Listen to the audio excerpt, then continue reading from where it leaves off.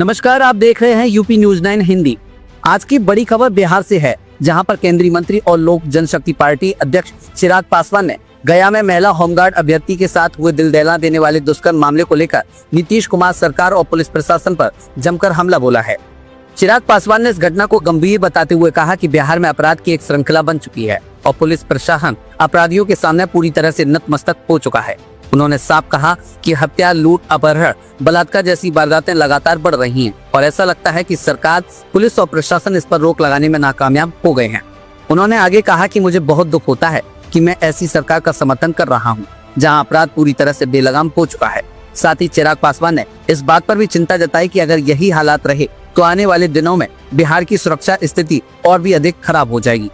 गया में हुई महिला अभ्यर्थी के साथ एम्बुलेंस में दुष्कर्म की घटना पर उन्होंने कहा कि यह एक गंभीर नाकामी है और ऐसे मामलों को रोकने में प्रशासन पूरी तरह से फेल हो चुका है। उन्होंने सरकार से त्वरित कार्रवाई की मांग की और कहा कि जो लोग इस तरह के अपराधों का शिकार हुए हैं उनके हाल जानने जाना चाहिए।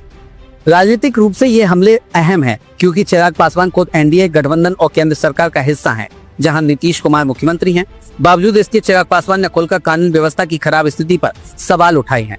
उन्होंने पुलिस और प्रशासन पर आरोप लगाए कि वे या तो अपराध रोकने में पूरी तरह से असफल हैं या फिर अपराधियों के साथ साठगांठ कर लीपापोती कर रहे हैं। चिराग पासवान ने कहा कि बिहार में अपराधियों का मनोबल इतना बढ़ गया है कि वे खुलेआम कानून को चुनौती दे रहे हैं। घटनाएं लगातार हो रही हैं और पुलिस प्रशासन का कमजोर रवैया इसे बढ़ावा दे रहा है। उन्होंने सरकार से अपील की कि स्थिति को गंभीरता से लें और समय रहते उचित कदम उठाएं, नहीं तो बिहार व बिहारी की सुरक्षा खतरे में पड़ जाएगी। बता दें कि गया में आयोजित अपनी रैली में चिराग पासवान ने जनता को भरोसा दिलाया कि उनकी पार्टी लोक जनशक्ति पार्टी प्रदेश में सभी 293 सीटों पर चुनाव लड़ने को तैयार है। पार्टी की तरफ से एक सामान्य सीट से चुनाव लड़ने का एक खूबसूरत प्रस्ताव जरूर हमारे पास आया है, जिस पर फिलहाल हम लोग चर्चा कर रहे हैं। साथ ही उन्होंने कहा कि बिहार को सुरक्षित और बेहतर बनाने के लिए वे कड़ी मेहनत करेंगे और कानून व्यवस्था में सुधार लाने के लिए अपनी आवाज बुलंद रखेंगे। चिराग पासवान के मुताबिक हो सकता है कि चुनावी रणनीति के तहत आपराधिक घटनाओं को बढ़ावा दिया जा रहा हो ताकि सरकार की छवि खराब हो, लेकिन इससे प्रशासन की जिम्मेदारी कम नहीं होती। उन्होंने मुख्यमंत्री नीतीश कुमार से यह भी सवाल किया कि वे आपराधिक हालात को नियंत्रित क्यों नहीं कर पा रहे हैं। इस बड़ी राजनीतिक और सामाजिक मुद्दे पर चिराग पासवान का साफ संदेश है कि बिहार की जनता के लिए सुरक्षा और कानून व्यवस्था सबसे बड़ी प्राथमिकता होनी चाहिए और इससे कोई राजनीतिक लाभ हानि से ऊपर रखा जाना चाहिए।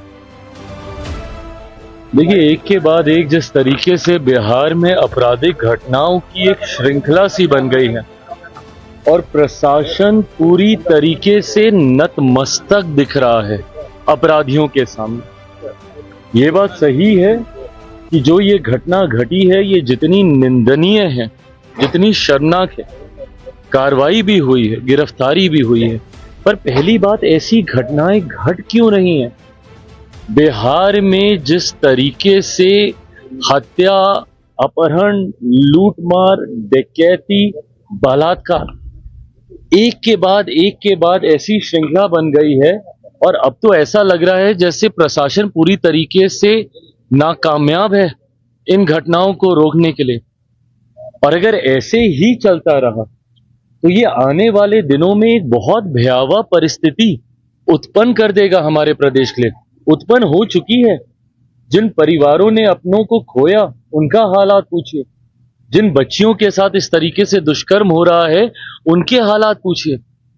आज अगर इस तरीके की बातें भी कही जाती हैं कि चुनाव के कारण ऐसी गतिविधियों को असामाजिक तत्व अंजाम दे रहे हैं, अगर चुनाव भी एक कारण, और मैं भी मानता हूं कहीं ना कहीं कि संभवतः चुनाव भी एक कारण है, सरकार को बदनाम करने की साजिश के साथ संभवतः इन घटनाओं को अंजाम दिया जा रहा है, पर तब भी जिम्मेदारी तो प्रशासन की ही है ना इसको नियंत्रित करने की। कोई भी अपराधी आपके राज्य में आपराधिक घटनाओं को कैसे अंजाम दे रहा है प्रशासन के रहते हुए?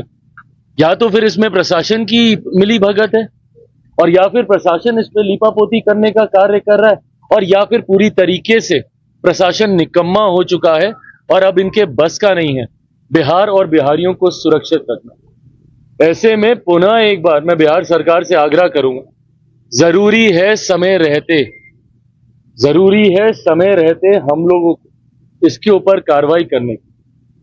मुझे इस बात का दुख होता है कि मैं एक ऐसी सरकार का यहां पे समर्थन कर रहा हूं जहां पे अपराध पूरी तरीके से बेलगाम हो चुका है। इस पे नियंत्रण पाना जरूरी होगा, नहीं तो इस तरीके से बिहार और बिहारियों की जिंदगी से होता हुआ खिलवाड़ बिहार को बहुत बुरे अंजाम तक लेगा। बहरहाल यूपी न्यूज 9 पर हम इन घटनाओं पर नजर बनाए रखेंगे और इस विषय पर आने वाले दिनों में और खबरें व विश्लेषण आपके सामने लाते रहिए। जुड़े रहिए हमारे साथ ताकि आपको बिहार की कानून व्यवस्था और राजनीतिक हलचलों के बारे में सटीक और जल्दी से जानकारी मिल सके।